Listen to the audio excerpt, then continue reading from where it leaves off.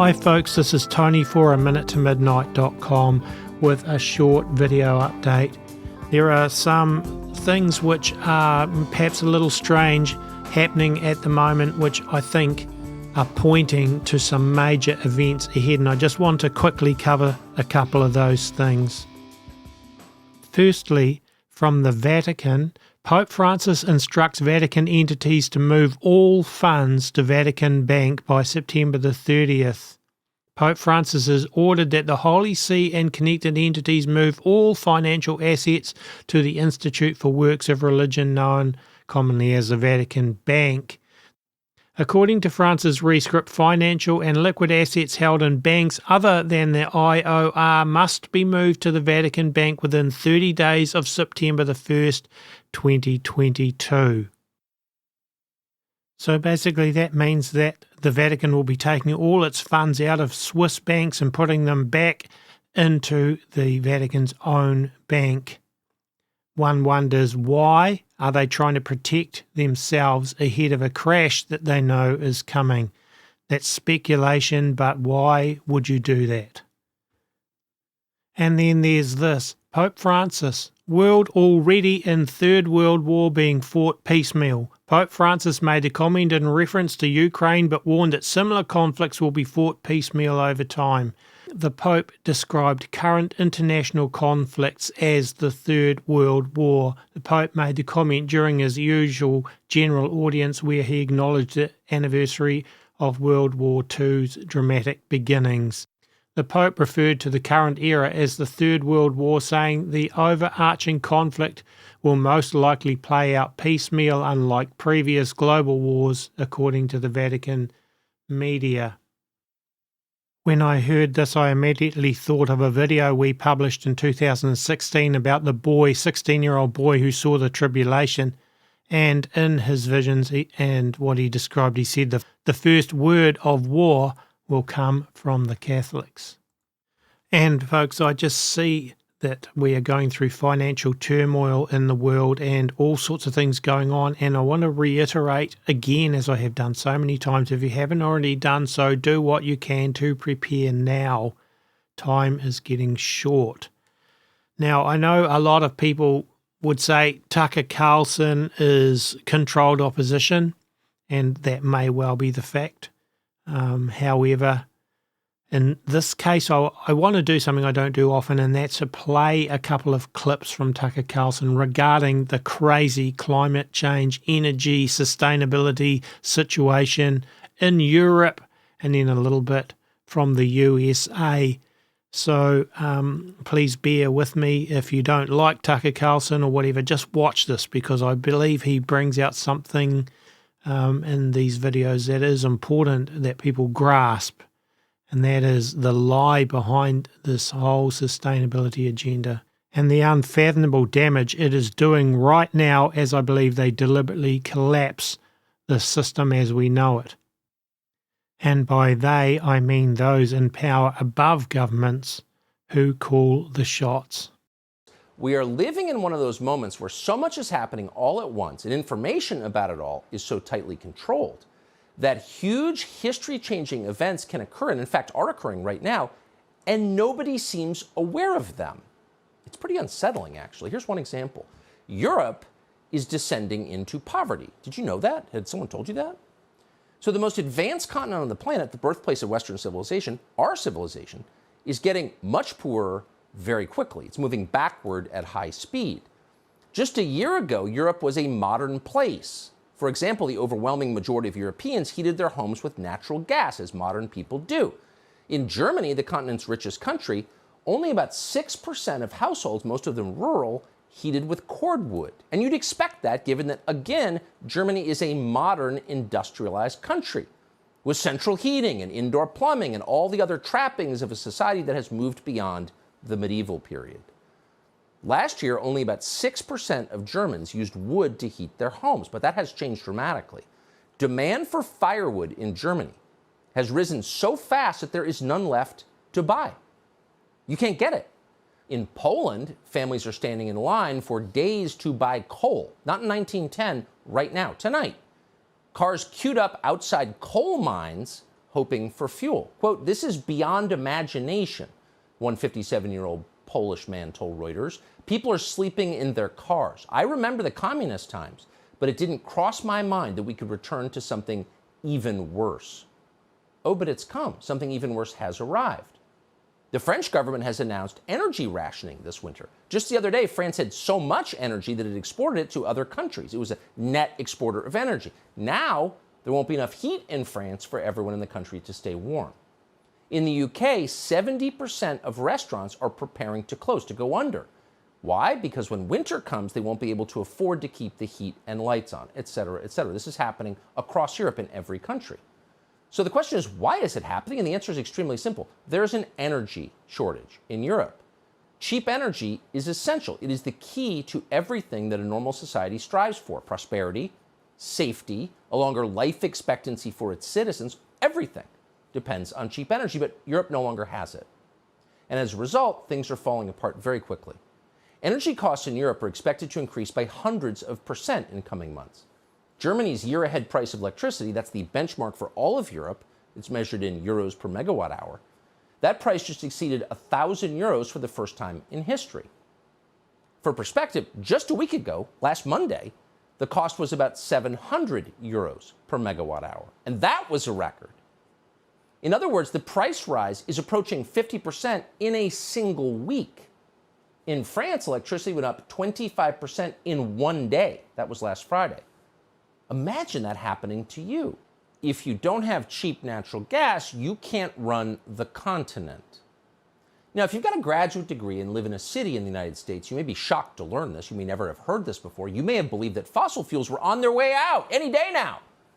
And you thought that because the Davos people and our own leaders assured us of that for decades. They told us that green energy was the future, and the future is here. It's here. As recently as last month, the World Economic Forum claimed that Europe could save, quote, 1 trillion in fossil fuel costs by switching to renewables. But it turns out, and this may not shock you, they had no clue what they were talking about. They knew nothing about the subject they talked about endlessly. Green energy cannot replace fossil fuels. Not now, not anytime soon. So-called green energy is not close, is nowhere near replacing gas and oil and coal. It's measurable. We could have known this. Anyone with 8th grade math skills could have figured out in about 10 minutes that we cannot replace fossil fuels with renewables or green energy. And of course, they must have known that. When they told you otherwise, it was just posturing. It was childish and destructive fantasy talk that apparently fooled millions of their citizens and millions of ours. The Green New Deal means what it always meant. It means poverty. And the people pushing the Green New Deal must have known that all along.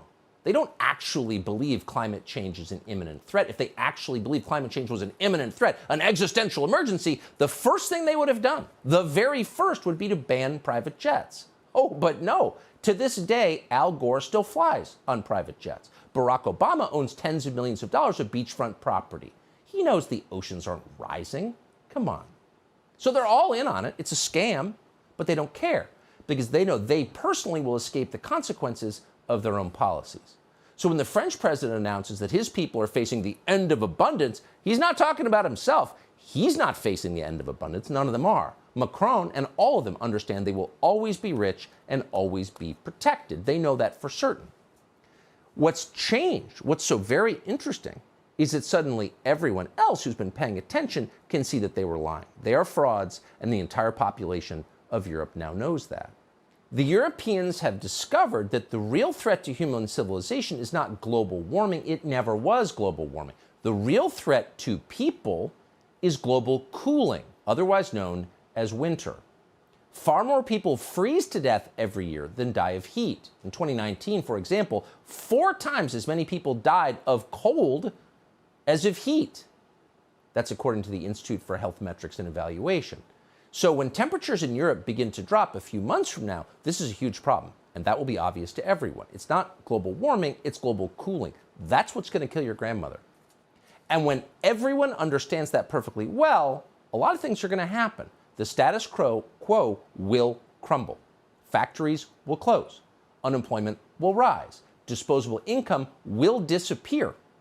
So it is impossible to overstate the downstream effects on the world of an energy crisis.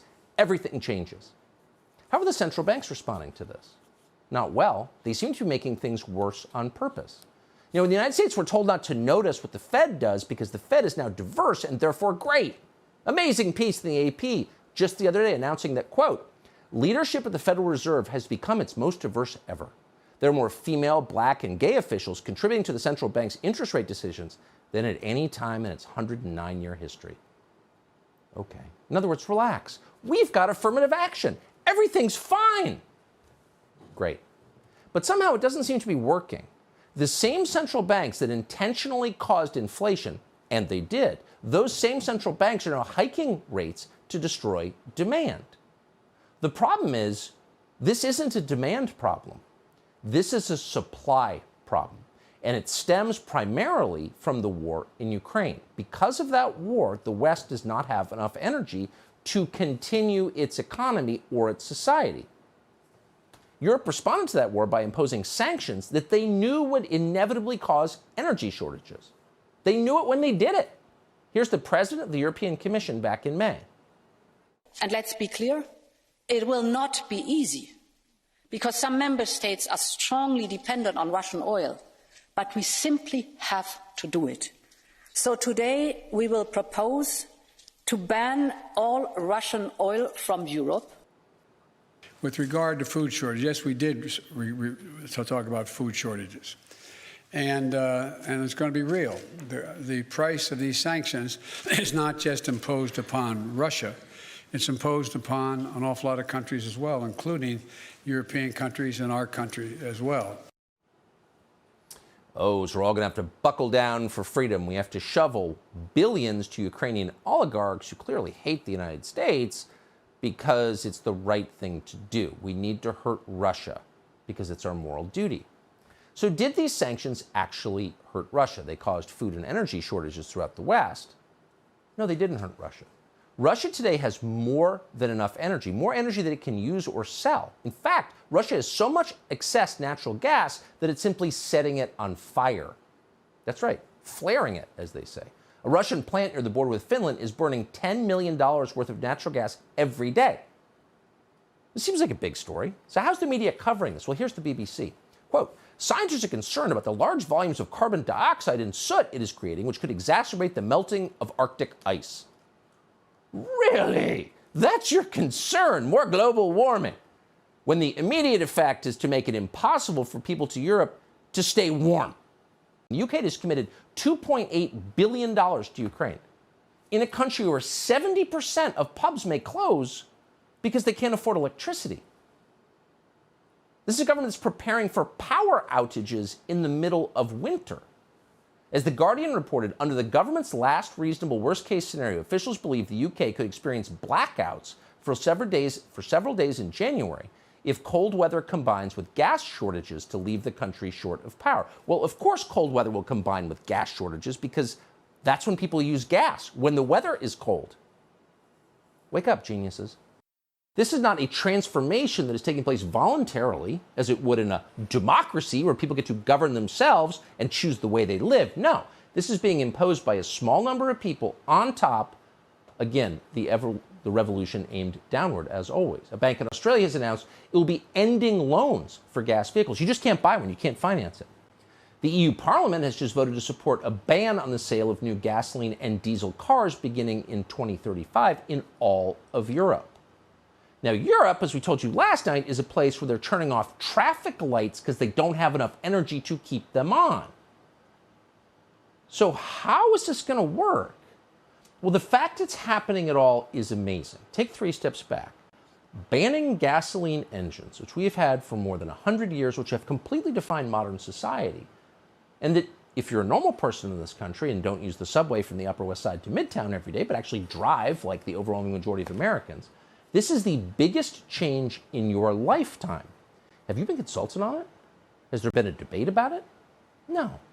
All you hear is you must do this because it's good for the environment. But that's a lie. It's measurably a lie. Electronic vehicles are terrible for the environment. Roger McGrath took the time to spell it out recently in Chronicles magazine. As he noted, supplying the materials necessary for the battery of an electric car alone, just the battery, requires, and we're quoting, processing using fossil fuels, of course, of at least 50 tons of ores.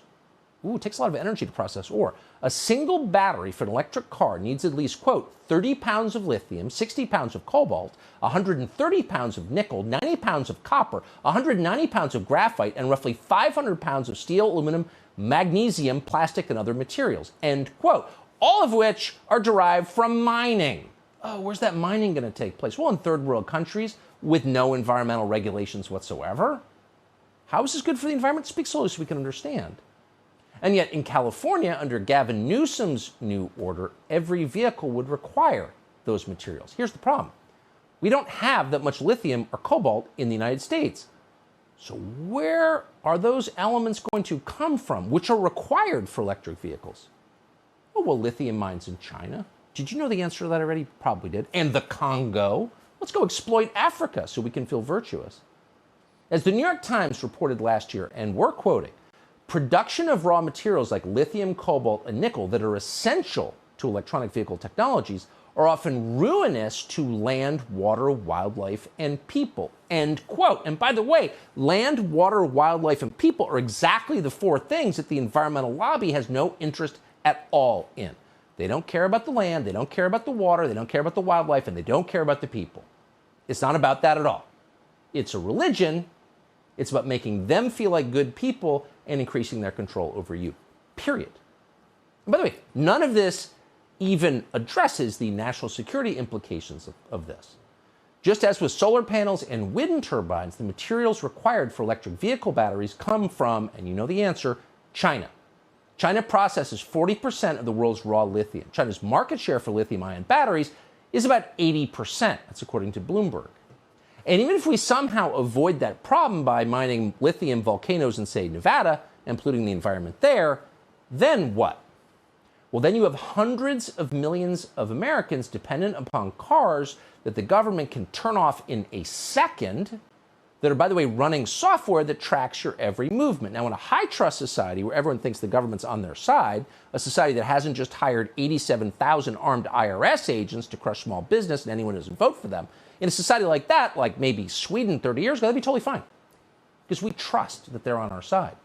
But in a country in which the President of the United States is giving a speech 2 days from now declaring half the population a criminal element, probably not a good idea to turn your vehicle over to those people. This is the vehicular equivalent of digital currency. Electronic vehicles are a disaster for the energy grid, a disaster for the environment, and a disaster for your personal autonomy. If this happens, it will represent the single biggest change in the way you and your family live in generations. So folks, those are some very sobering things that are brought out there, and as I've mentioned so many times, do what you can to prepare, don't leave it, do what you can now. That's it for this video. Please subscribe to us at aminutemidnight.com, and also remember we're run 100% by donations, and you can donate at our website if you want. And the music used I've written, played and recorded. God bless, and hopefully we'll be back with another video in a few days' time.